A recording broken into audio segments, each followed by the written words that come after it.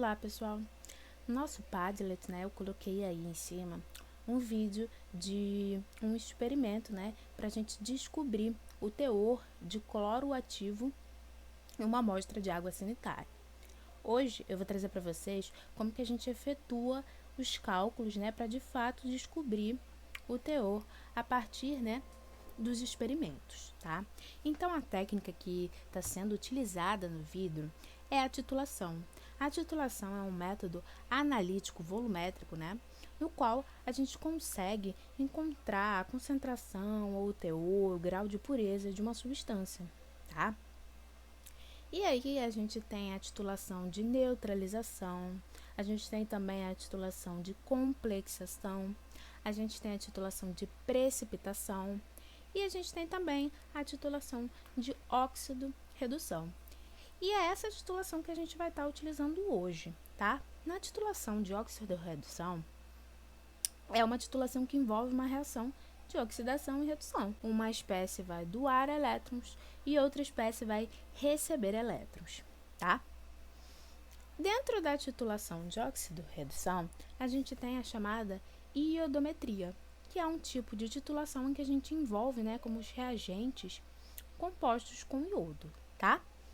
Então, vamos começar aqui a entender como é que vai funcionar a iodometria, tá? Então, a gente tem que a nossa amostra, é água oxigenada, tá? A água oxigenada ela é vendida com a concentração de 2 a 2,5 massa-massa ou peso-peso de cloro ativo, que é o Cl2, tá? Mas o que a gente analisa não é o cloro ativo de fato, a gente analisa o hipoclorito de sódio, que é o NaClO. Mas, existe uma relaçãozinha entre o hipoclorito e o cloro ativo, que é o que a gente vai ver mais pra frente, quando a gente já estiver lá pro finalzinho do cálculo, tá? Então, a gente vai fazer todo esse processo da iodometria, essa titulação, para poder descobrir justamente se a nossa amostra tem esse teor, de 2,5% de peso-peso. Quando a gente diz 2 a 2,5% de peso-peso, a gente quer dizer que a gente tem de 2 a 2,5 gramas, tá, de cloro em uma amostra, de 100 gramas para 100 gramas, tá? Então, a gente percebe que inicialmente ele tira 25 ml de uma amostra, de água sanitária, que é o nosso cloro. E ele passa para um balão volumétrico de 250 ml. E aí ele efetua a diluição, ele completa esse balão, que está contendo os 25 ml da amostra, com água, tá? Água destilada aí do laboratório. Depois disso, ele pega uma alíquota, dessa solução diluída de 20 ml. E aí ele passa, para o Erlenmeyer, tá? A gente tem que, quando ele passa, da solução diluída, ele pega esses 20 ml, a gente não tem mais a mesma massa que a gente tinha, que a gente tem aqui nessa solução, porque ela foi diluída. Então, a gente precisa encontrar o fator massa na amostra. Então, a gente tem esse fator massa, por quê? Porque a massa que a gente... Aqui, os 25 ml, ele contém uma massa, de cloro ou de hipoclorito, diferente do que aqui na alíquota, até porque a gente misturou essa massa de hipoclorito em 250 ml, a gente diluiu isso. Então, a gente precisa desse fator massa para ter uma noção de quanto que a gente tem de hipoclorito na nossa alíquota, tá? E aí, como é que a gente encontra esse fator massa, tá? A gente vai pegar o volume da solução e dividir pelo volume da alíquota. Se vocês fizerem isso, vocês vão encontrar 12,5, tá? Depois disso, a gente tem que ele adiciona, a essa alíquota iodeto de potássio e ácido sulfúrico. A gente tem que essa reação, essa titulação, a iodometria, ela ocorre em meio ácido. Então, por isso que a gente adiciona o ácido sulfúrico, tá? Porque precisa estar o meio ácido, mas não vai interferir nos cálculos a concentração ou a quantidade de ácido que a gente está adicionando ali, tá? Então, né, depois que ele coloca, né, o iodeto de potássio e o ácido sulfúrico, a gente percebe, né, que a coloração fica um vermelho meio castanho, né? E isso ocorre porque está sendo formado ali um precipitado com o iodo, tá? Depois disso, ele inicia a titulação, tá? Com tiosulfato de sódio, até que ele encontra uma coloração amarelo clarinho, tá? E aí, depois disso, ele vai adicionar o amido. Ele pausa a titulação e adiciona o amido. O amido, ele é um indicador, ou seja, ele vai indicar o final da titulação para a gente. A gente precisa entender por que ele coloca, né, esse amido depois e não no início. O que acontece é que o iodo, ele reage com o amido formando um precipitado, né, que vai interferir nesse processo de viragem do ponto, né, de indicar o ponto final da titulação. Então, a gente tem que, conforme a gente vai adicionando um excesso, né, de iodeto de potássio, esse iodo que é formado, ele vai se transformar em triodeto, que a gente vai ver no próximo slide, na reação. E aí, conforme vai formando esse triodeto, né, a gente tem que a concentração de iodo, ela diminui. E aí sim a gente consegue adicionar o nosso indicador, tá? Porque aí a concentração tá baixa e aí a gente vai ter o aparecimento da coloração azul sem o precipitado aí que vai atrapalhar no ponto de titulação, tá? E aí, né, depois que ele adiciona o amido, ele continua novamente adicionando o tiosulfato de sódio até que a solução que tá azul fique incolor. E depois que a gente encontra a cor, né, o incolor, ele anota o volume. E a gente obteve o volume 1 de 11,3 ml, né? E o volume 2 de 11,4 ml. Agora a gente vai entender as reações. E aí vai ficar mais claro aquilo que eu falei sobre o porquê da gente adiciona o indicador só depois, tá? Então aqui, ó, é a nossa reação inicial, onde a gente tem o hipoclorito, tá? De sódio, tá? Que é justamente o que a gente está encontrando na nossa amostra. Aqui a gente tem o iodo proveniente do iodeto de potássio e aqui a gente tem o H+, né, que está acidificando o meio, tá? E que é proveniente do ácido sulfúrico, tá? E aí, conforme essa reação se desenvolve, a gente vai estar formando iodo, tá? Esse iodo, gente, ele, com o amido, ele forma um complexo que atrapalha, né, um complexo que precipita, né, e atrapalha o ponto final, a análise do ponto final. Por isso que a gente não coloca, né, o indicador de amido no início. Então, o que acontece? Conforme a gente vai adicionando mais iodeto de potássio, né, esse iodo ele vai sendo consumido, tá? E vai se transformando em triodeto. Esse triodeto, né, ele vai reagir com o tiosulfato, tá? E aí sim a gente vai ter a indicação do ponto final, que é aquela mudança, né, para incolor. Quando todo esse triodeto for consumido, tá? A gente vai ter o aparecimento da solução incolor. Então, né, a gente precisa achar uma relação entre o hipoclorito e o tiosulfato, tá? De sódio, tá? A gente tem que esse método ele é indireto. Então, o iodo sozinho não vai indicar aí o ponto final. A gente tem que, para achar esse ponto final, a gente vai utilizar também o tiosulfato, tá? Então, conforme todo o iodo aqui, ele está sendo formado em relação ao hipoclorito de sódio e todo esse iodo está sendo, né, consumido pelo tiosulfato de sódio. Então, a gente tem essa relação. Então, a gente precisa achar no final uma relação onde a gente tenha o hipoclorito e o tiosulfato. E é isso que a gente faz utilizando as reações.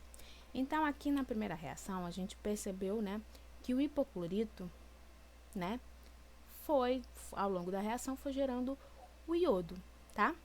E a gente tira a seguinte relação.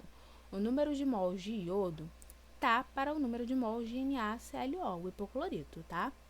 Então, por exemplo, 1 mol de hipoclorito vai gerar 1 mol de iodo na reação, tá? Então, é essa a relação aqui. Se eu tivesse 2 mols de hipoclorito, eu teria aqui 2 mols de iodo, tá? E aí, a gente vai para a segunda reação, onde a gente também tira uma relaçãozinha entre o iodo e o triiodeto, tá? Então, a gente tem que o número de mols de iodo né, é igual ao número de mols de triiodeto, tá? E aí, como a gente viu aqui em cima, né, o número de mols de iodo é igual ao número de mols de hipoclorito de sódio.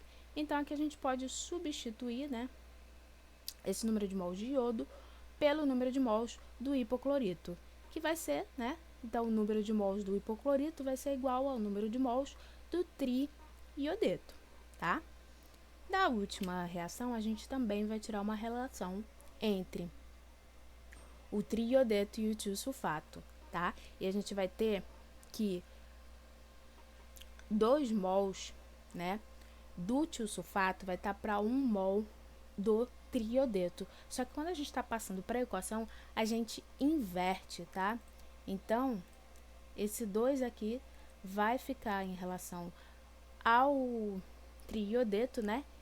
E o 1 que estaria aqui, ó, vai ficar em relação ao tiosulfato. Na fórmula da equação, a gente inverte. Então, aqui, ó, a gente fica com a relação de 2 mols de triiodeto tá para 1 mol de tiosulfato, tá? Lembrando que a gente aqui vê pela relação, né, que o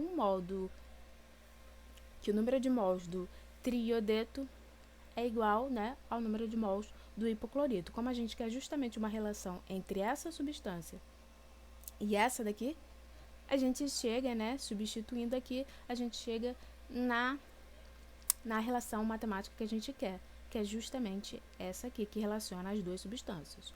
Onde a gente vai ter que 2 vezes o número de mols do hipoclorito de sódio tá para 1 vez do número de mols de tiosulfato. Então, né, 2 vezes o número de mols do hipoclorito de sódio tá para o número de mols do tiosulfato. E aí a gente começa a fazer os cálculos, né? Primeiro a gente vai calcular a massa de hipoclorito na alíquota, tá? Então, a gente vai usar justamente aquela relação que a gente encontrou. 2 vezes o número de mols de hipoclorito tá para o número de mols de tiosulfato de sódio. Então, a gente tem que o número de mols, né, ele pode ser calculado de 2 maneiras. A molaridade vezes o volume da solução. E também pode ser calculado pela massa da solução, né, a massa do componente na solução, pela massa molar daquele componente. Então, como a gente quer justamente encontrar, né, a massa de hipoclorito na alíquota, né, a gente vai utilizar aqui para o lado do hipoclorito massa pela massa molar. E como a gente tem a molaridade do tiosulfato e o volume, a gente aqui vai utilizar para a parte do tiosulfato, tá? Essa fórmula para encontrar o número de mols. Então, tanto massa molar vezes o volume, quanto massa da alíquota dividido por massa molar, ambos são o número de mols. A gente só substitui, tá? Substituindo os valores, né, a gente tem que a massa molar do hipoclorito corresponde a 74,44, né? A molaridade, né, do tiosulfato de sódio é 0,1 e a gente multiplica pelo volume. Lembra lá aquele primeiro volume que a gente encontrou na bureta, né? Que é 11,3. Esse 10 a menos 3 aqui é porque a gente precisa passar, né, nessa fórmula, o volume ele precisa estar em litro. E a gente encontra ele lá na bureta em ml. Então, aqui a gente multiplica por 10 elevado a menos 3 para justamente a gente ter ele em litro, tá? E a gente vai ter que a massa de hipoclorito na alíquota é 0,042 gramas. E aí, a segunda parte do cálculo é a gente encontrar, né, essa massa de hipoclorito na amostra. E aí, a gente vai utilizar essa fórmula aqui. Massa de hipoclorito na amostra vai ser igual a massa de hipoclorito na alíquota vezes o fator massa, que é aquele fator que eu mostrei para vocês como calcular anteriormente, tá? Substituindo, a massa na alíquota a gente acabou de encontrar, o fator massa foi 12,5, né? Que é o volume da solução dividido pelo volume da alíquota, tá? E aí, se a gente for fazer esse cálculo, a gente vai achar que a massa de hipoclorito na amostra é igual a 0,525 gramas. Bem facinho, né? Agora a gente vai calcular o teor de hipoclorito, tá? Então, para calcular o teor de hipoclorito, como a gente tem os nossos dados até agora em massa e volume, a gente vai primeiro calcular esse teor massa por volume, tá? Para depois passar para peso, tá bom? Então, a gente calcula pela seguinte forma: o teor vai ser massa de hipoclorito na amostra dividido pelo volume de hipoclorito na amostra. A gente encontrou, né, a massa de hipoclorito na amostra de 0,525. Lembrando que a amostra é aquela que a gente tira da água sanitária, tá? Aqueles 25 que a gente tira da água sanitária, tá? Não é o da solução diluída. A diluída a gente chama de alíquota. O da amostra que a gente tira é a amostra, tá? Então, o volume aqui da amostra, ó, é 25, porque de início a gente pegou a água sanitária e tirou 25 ml, tá bom? E a gente multiplica por 100. E aí a gente vai encontrar um teor de 2,1%, que tá dentro, né, do que tá pelo rótulo. Só que a gente encontrou até agora massa por volume. Então, agora a gente vai calcular esse teor, né, peso, para saber justamente de cloro agora ativo, para saber se está de acordo com o que está no rótulo, tá? E aí, ó, a gente encontra a relação. Quando a gente está fazendo industrialmente a água sanitária, né, eles utilizam 2 mols de NaOH mais 1 mol de cloro gasoso para obter o hipoclorito. Então, por essa relação aqui, a gente consegue ter, né, quanto de cloro ativo tem de fato ali. Então, a gente vai tirar uma relação aqui entre o cloro e o hipoclorito. Então, a gente tem que o número de mols do cloro tá para o número de mols do hipoclorito. E aí é aquele mesmo esquema, né? Só que agora a gente vai substituir tudo por massa. Então, a gente não vai utilizar molaridade vezes o volume. A gente vai utilizar massa dividido pela massa molar. A massa do hipoclorito a gente já encontrou, tá? Na amostra, que é 0,525. A massa molar a gente também tem, que é 74,44. A massa molar, né, do cloro a gente também encontra lá pela tabela periódica. Então, a gente substitui aqui, tá? E a gente vai poder encontrar a massa do cloro ativo na amostra, que é de 0,500 gramas. A partir daquela massa ali que a gente encontrou, a gente calcula o teor peso por peso, porque agora a gente tem a massa do cloro e a gente tem também a massa da amostra, tá? Então, a gente vai substituir a massa de cloro que a gente acabou de encontrar pela massa de amostra que a gente encontrou anteriormente e multiplicar isso por 100. Substituindo, né, a massa de cloro é 0,5. A massa da amostra, a gente tem que é 25,75. Mas, caramba, de onde eu tirei esse 25,75? Lá na descrição do vídeo, vocês percebam que ele dá pra gente a densidade, tá? E aí, com a densidade, a gente pode calcular justamente essa massa da amostra, tá? Onde a gente substitui a densidade pelo volume da amostra, né? Agora a gente tem que esse volume justamente vai representar o volume de cloro. E aí a gente substitui e encontra a massa de cloro, tá? Então, a gente tem que a massa de cloro vai ser igual a 25,75 gramas, utilizando justamente a densidade, né, da solução para poder encontrar essa massa de cloro. Substituir aqui na fórmula, ó. multiplica por 100 e a gente vai ter um teor de 1,94. Tá? E aí a gente encontra esse teor, né? A gente percebe que tá 1,94, um pouquinho abaixo do que diz o rótulo. E como será que está a água sanitária do nosso estudo de casos? Calcule você, por meio desse cálculo que você aprendeu hoje.